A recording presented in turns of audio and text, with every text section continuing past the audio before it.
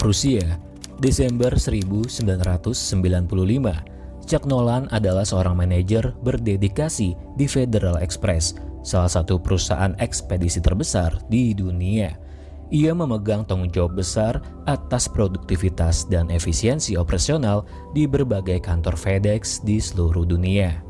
Karena itulah, ia sangat menekankan pentingnya disiplin waktu kepada seluruh karyawannya. Karena ia meyakini bahwa keterlambatan sekecil apapun dapat berdampak besar terhadap sistem pengiriman global yang mereka jalankan. Put us out of business. Delivered, and that is what you people are going to have to start doing. It's an egg timer. What if it had been Memphis, America, to Nikolai in Russia?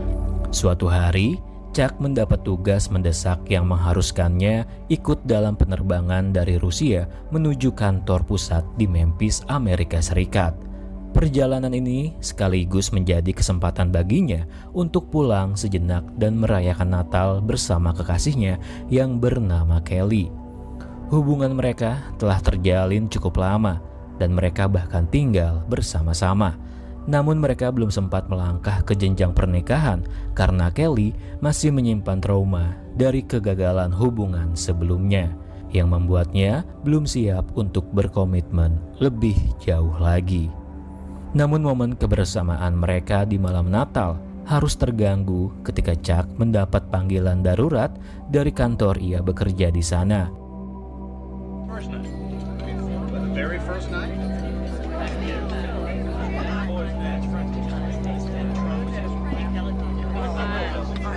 Ia diminta untuk segera menangani masalah di Malaysia.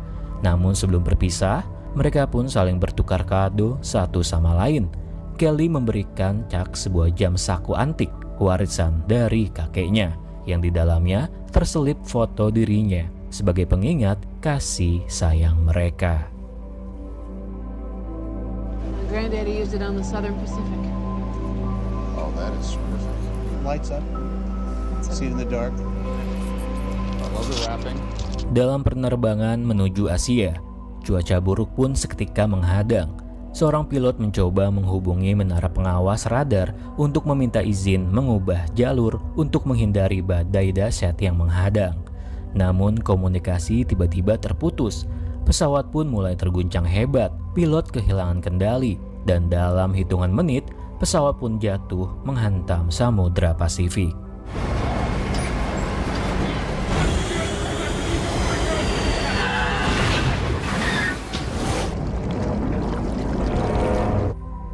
Badan pesawat pun terlempar ke dalam laut. Namun beruntungnya, Chuck pun masih bisa berhasil keluar dari bangkai pesawat dan mengembangkan rakit darurat.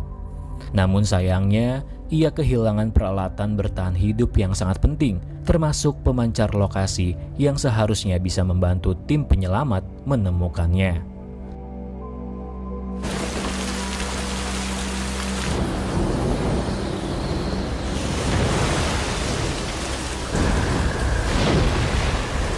Setelah terombang-ambing sepanjang malam di lautan, Chuck akhirnya tersadar bahwa ia telah terdampar di sebuah pulau terpencil yang tampak tidak berpenghuni.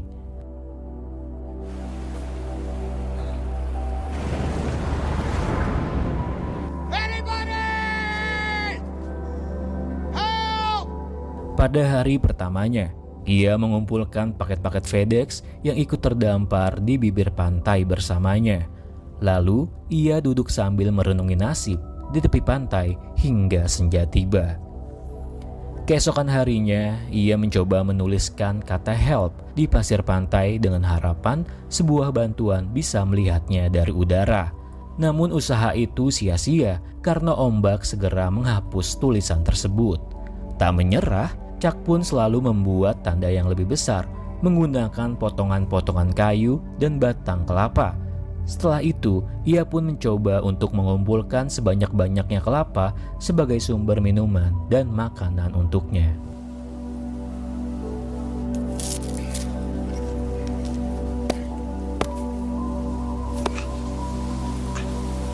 Tak hanya itu, Chuck pun mulai menjelajahi pulau dengan harapan bisa menemukan pertolongan. Namun hasilnya nihil. karena pulau itu memang benar-benar kosong. Di tengah penjelajahannya, ia dikejutkan dengan penemuan jasad salah satu pilot yang telah terbawa ombak ke pantai. Di sini dengan berat hati, Chuck pun menyeret tubuh itu ke daratan. Ia mengambil beberapa barang-barang yang masih berguna seperti senter dan juga sepatu. Lalu ia segera menguburkannya dengan sangat layak.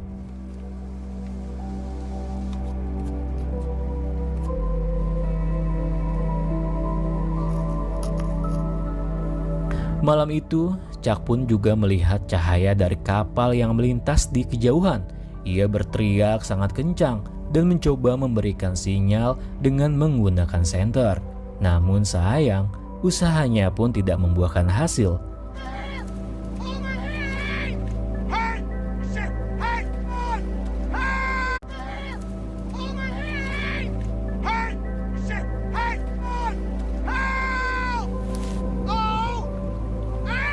Merasa putus asa, ia mencoba membawa rakit darurat untuk melarikan diri dari pulau itu. Tapi lagi-lagi di sini terlihat jika ombak begitu besar seakan-akan menahannya untuk pergi dari pulau itu. Yang mana upayanya itu justru membuat kakinya terluka akibat terkena terumbu karang yang sangat tajam.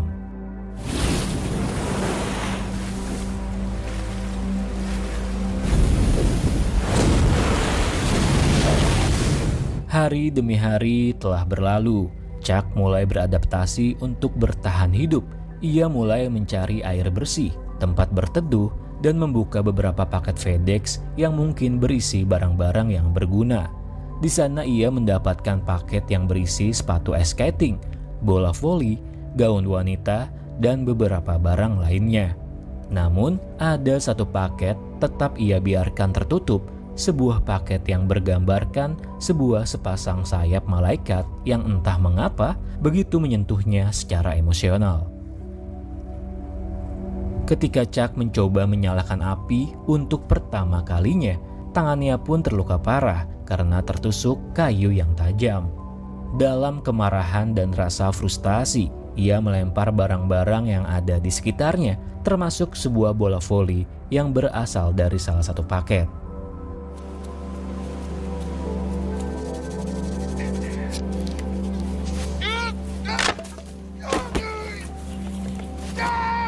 Namun setelah emosinya mereda, pandangannya kembali tertuju pada bola tersebut yang kini bercak darah dari tangannya itu membentuk pola seperti wajah.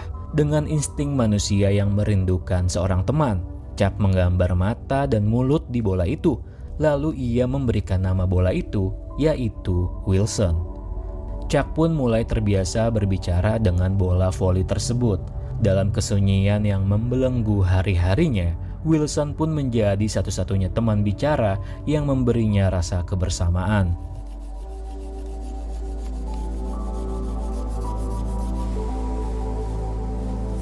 Saat ia terus berusaha menyalakan api untuk bertahan hidup, momen bersejarah akhirnya pun tiba. Untuk pertama kalinya, api pun seketika berhasil menyala. Kegembiraan yang meluap-meluap pun tak terbendung. Terlihat di sana, Chuck berteriak bahagia, menari-nari di sekeliling api unggun dan merayakannya dengan membakar kepiting hasil buruannya.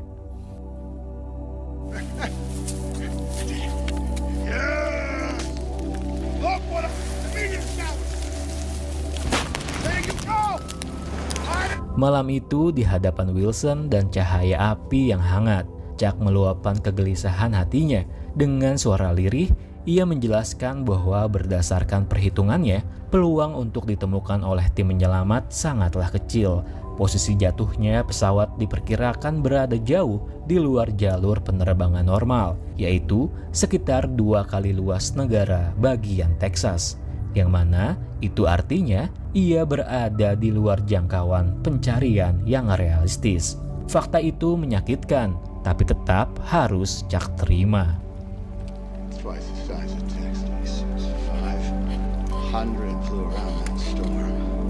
We're en route from Memphis. 4 tahun pun telah berlalu.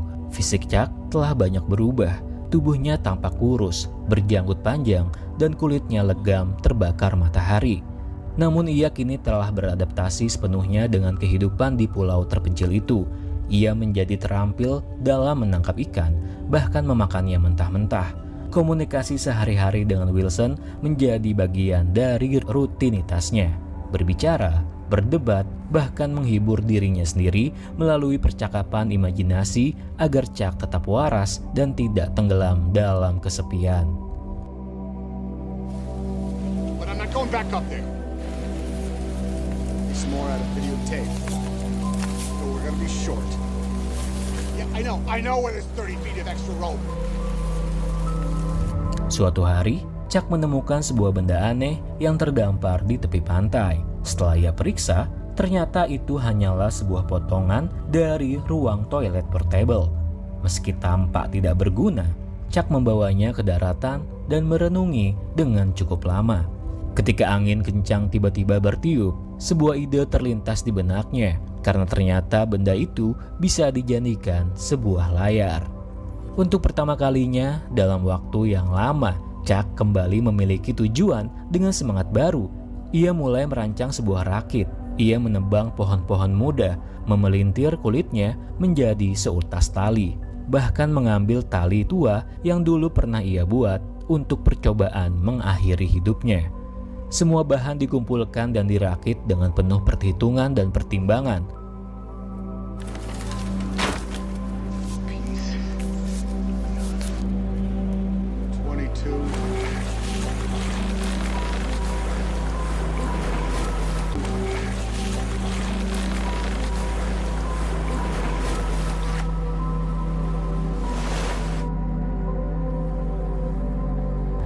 Di dinding gua tepatnya berlindung, Chuck menggambar diagram untuk memantau posisi matahari dan memperkirakan musim serta arah angin. Karena ia menunggu waktu yang tepat saat angin laut bertiup ke arah yang terbuka. Singkat waktu, ketika saat yang dinanti telah tiba, Chuck meluncurkan rakitnya ke laut, membawa serta Wilson yang setia menemaninya. Ia mendayung sekuat tenaga, menembus gelombang tinggi dan badai yang mengguncang. Tidak jelas berapa lama, ia terombang-ambing di tengah lautan. Rakitnya pun nyaris hancur dihantam badai. Namun di sana Chuck tetap terus bertahan.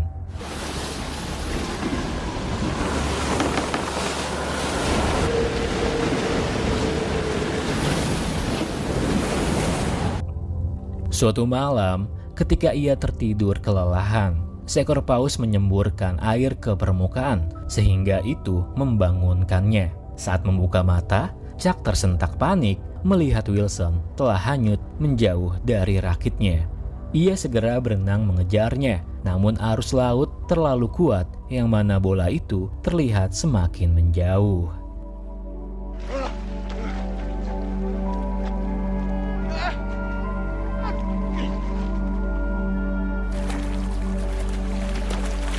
Dengan berat hati, Chuck kembali ke rakitnya dan menangis sejadi-jadinya. Karena Wilson adalah satu-satunya teman sekaligus simbol harapannya selama bertahun-tahun terdampar di pulau itu.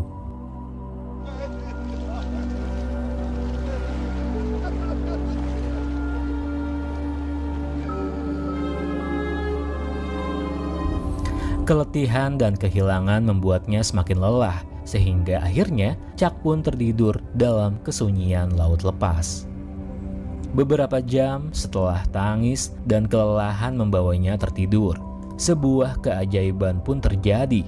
Karena tanpa disadari, sebuah kapal kargo besar melintas tidak jauh dari rakit milik Chuck. Para awak kapal melihatnya dan segera melakukan penyelamatan. Dari momen itulah penderitaan Chuck yang telah berlangsung selama 4 tahun akhirnya berakhir.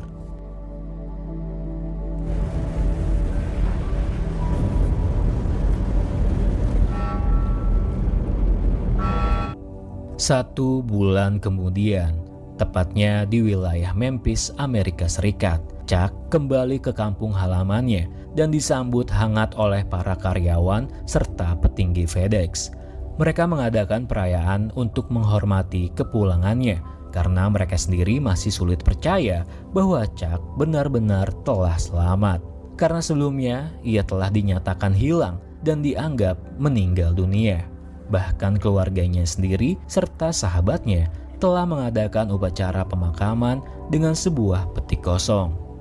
Namun, yang paling menghantam hati Chuck bukanlah pemakaman itu, melainkan kenyataan bahwa Kelly, wanita yang ia cintai dan rindukan selama bertahun-tahun, kini telah menikah dengan seorang dokter gigi. Dan mereka telah memiliki seorang putri kecil. Anyway, maybe you could just give her a little more time. Kelly wanted. Mengetahui kabar itu, kepedihan yang tak terkatakan menghantamnya. Mungkin Chuck bisa selamat dari badai lautan, namun tidak dari kenyataan pahit kehilangan cinta sejatinya. Suatu malam yang sunyi, Chuck memberanikan diri untuk mendatangi rumah Kelly. Di sana ia ingin mengembalikan jam saku pemberian Kelly, jam dengan foto dirinya yang kini telah mulai pudar. Chuck sadar menyimpan benda itu hanya akan membuatnya terus terikat pada masa lalu yang tak bisa ia kembalikan. Pertemuan mereka malam itu penuh haru dan emosi yang terpendam. Mereka saling menyatakan perasaan yang belum padam, namun juga menyadari bahwa tidak ada jalan untuk kembali bersama. Karena Kelly sendiri tidak mungkin bisa meninggalkan keluarganya, meski hatinya pun masih menyimpan cinta kepada Chuck. Sementara Chuck pun dengan penuh keikhlasan harus bisa memilih untuk melepaskan cinta sejatinya. Family here, love legend, stand your family. Get the picture. Plane went down. You're not Dr. Kelly?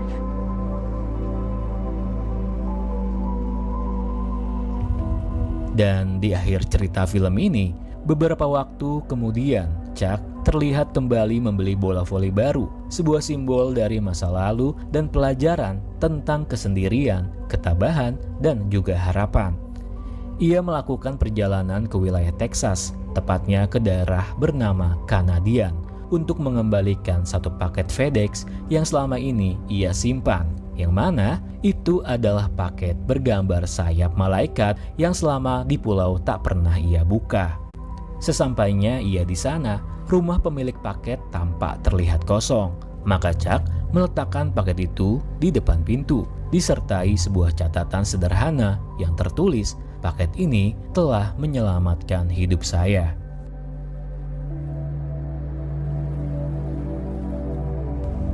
Di dalam perjalanan pulang, Chuck berhenti di sebuah persimpangan jalan. Di sana ia nampak begitu bingung menentukan sebuah arah. Seorang wanita ramah berhenti dan menunjukkan jalan kepadanya. Right. It's a whole lot of nothing all the way to Canada. And if you head back that turn right, that'll take. Saat wanita itu pergi, Chuck melihat simbol sayap malaikat terlukis di bagian belakang truknya, yang artinya jika wanita tersebut adalah pemilik paket yang baru saja ia antarkan ke rumahnya, yang mana tugas Chuck sebagai kurir akhirnya sudah terselesaikan.